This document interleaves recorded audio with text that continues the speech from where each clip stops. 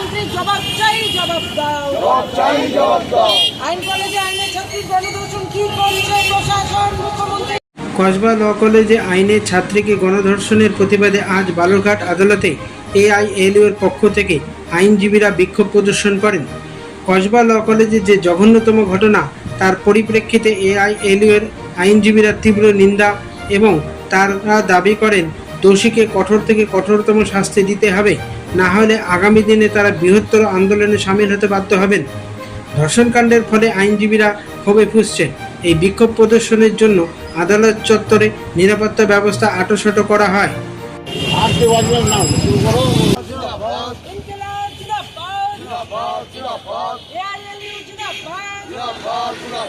South Kolkata ল কলেজের ছাত্রী আইনের ছাত্রীকে গণধর্ষণ হলো কেন? মুখ্যমন্ত্রী জবাব চাই, জবাব দাও। গণধর্ষণকারীদের দৃষ্টান্তমূলক শাস্তি দিতে হবে। মামাটি মানুষের সরকারি মহিলাদের নিরাপত্তা নেই কেন? মুখ্যমন্ত্রী জবাব চাই, জবাব দাও। বালুরঘাট কোর্টে আপনারা আজকে একটা কর্মসূচি নিয়েছেন, কি জন্য, কি উদ্দেশ্যে যদি একটু বলেন।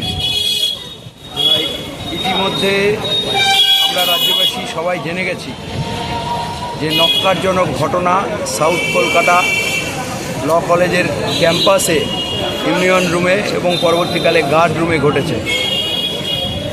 আইনের ছাত্রী, তাকে ওই কলেজে গণধর্ষণের শিকার হতে হয়েছে এবং সেই ছাত্রী সৌভাগ্যবশত বেঁচে যাওয়ায় আমরা সমস্ত ঘটনা জানতে পারছি, নাহলে আর একটা আরজিকরের ঘটনা ঘটত।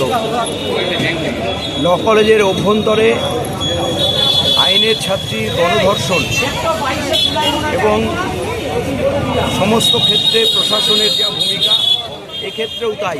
আপনারা জানেন যে কাকদ্বীপ, গামদুনি, হাঁসখালি, সন্দেশখালি, আরজিকর সমস্ত ক্ষেত্রেই ছোট ঘটনা, বানানো ঘটনা, সাজানো ঘটনা বলে রাজ্যের মুখ্যমন্ত্রী বারবার আড়াল করার চেষ্টা করেছেন। রাজ্যের ধর্ষক, খুনি, তাদের আড়াল করার চেষ্টা করেছেন। এই ঘটনার প্রতিবাদে গোটা রাজ্যের সাথে আমরা আমাদের কোর্টেও বিক্ষোভ মিছিল করব, সামিল হয়েছি। আমরা বিক্ষোভ প্রদর্শন করব এবং আগামী দিনে আরও বৃহত্তর আন্দোলন আমরা গড়ে তুলব। আপনার নাম আর ডেজিগনেশন? আমি অল ইন্ডিয়া লয়ার্স ইউনিয়নের ন্যাশনাল এক্সিকিউটিভ কমিটি মেম্বার।